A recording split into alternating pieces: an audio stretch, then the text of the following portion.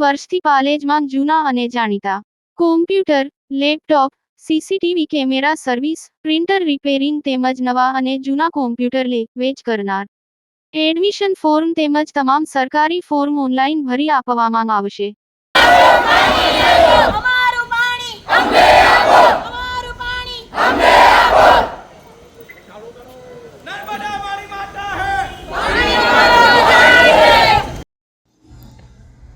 ભરૂચ વાગરા તાલુકાના વેંગણી ગામે છેલ્લા 10 વર્ષથી પાણીની તંગી હજી પણ યથાવત છે.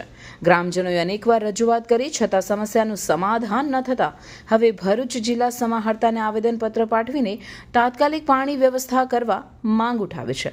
ગ્રામજનોએ જણાવ્યું હતું કે પીએચસી સ્કીમ અને પાણી પુરવઠાની વિવિધ યોજનાઓ હોવા છતાં ગામમાં પીવાનું પાણી મળી રહ્યું નથી.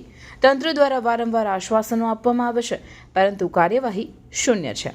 હાલ તો એવી હાલત છે કે થોડા દિવસ અગાઉ પાણીની તંગીથી પરેશાન થયેલા ગ્રામજનોએ જીઆરડીસીથી પસાર થતી પાઇપલાઇનમાં છિદ્ર કરી પાણી લેવા પ્રયાસ કર્યો હતો, પણ તેમને તંત્ર દ્વારા અટકાવવામાં આવ્યા હતા.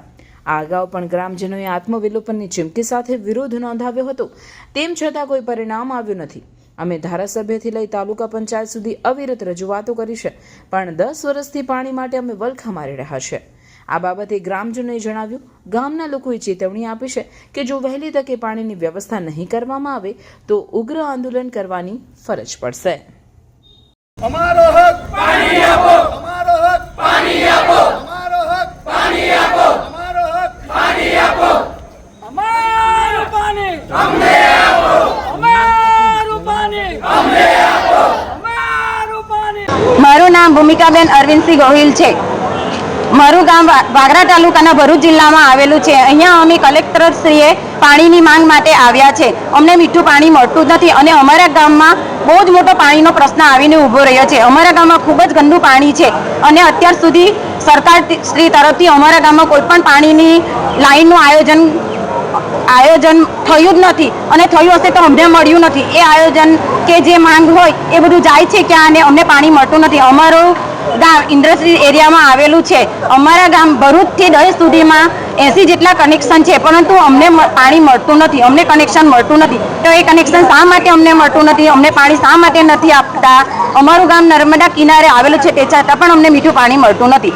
અમારી માંગ એ છે કે અમને વહેલી તકે જલ્દીમાં જલ્દી પીવાનું પાણી મળે. નમસ્કાર, મારું નામ ગોહિલ ધર્મેન્દ્રસિંહ એફ, જિલ્લો ભરૂચ, તાલુકો વાગરા, ગામ વેંગણી. આજે અમે બધા જ મિત્રો, ખૂબ મોટી સંખ્યામાં મિત્રો કલેક્ટર સાહેબ શ્રીને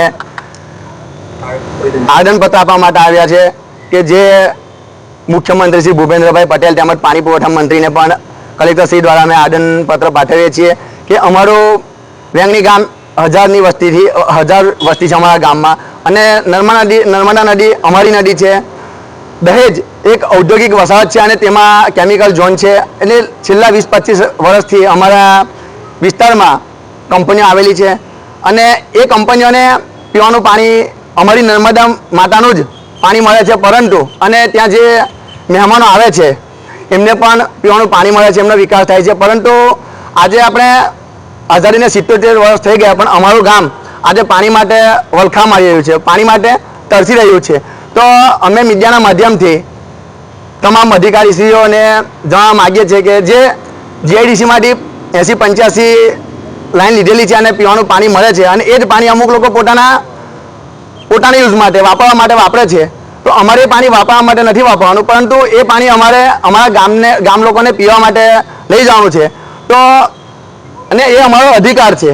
તો પછી હું મીડિયાના માધ્યમથી તમામ અધિકારીશ્રીઓને પૂછવા માગું છું કે સાહેબ, એ જીઆઈડીસીની લાઈનમાંથી અમારી નર્મદાનું પાણી જો ભરૂચથી કે નર્મદા ડેમમાંથી સરદાર સરોવરમાંથી જો કચ્છ અને ભાવનગર સુધી જતું હોય તો સાહેબ અમે તો નર્મદા માતાના કિનારે જ વસીએ છીએ, તો એ પાણી અમને કેમ નહીં?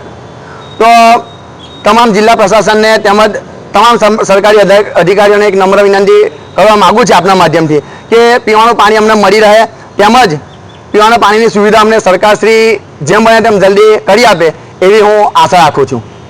જય હિન્દ. ગુજરાતના અગ્રીમ અખબારોમાં આપની કોઈ પણ પ્રકારની જાહેરાત આપવા માટે સંપર્ક કરો. જાહેરાત વ્યાજબી ભાવે પ્રસિદ્ધ કરી આપવામાં આવશે.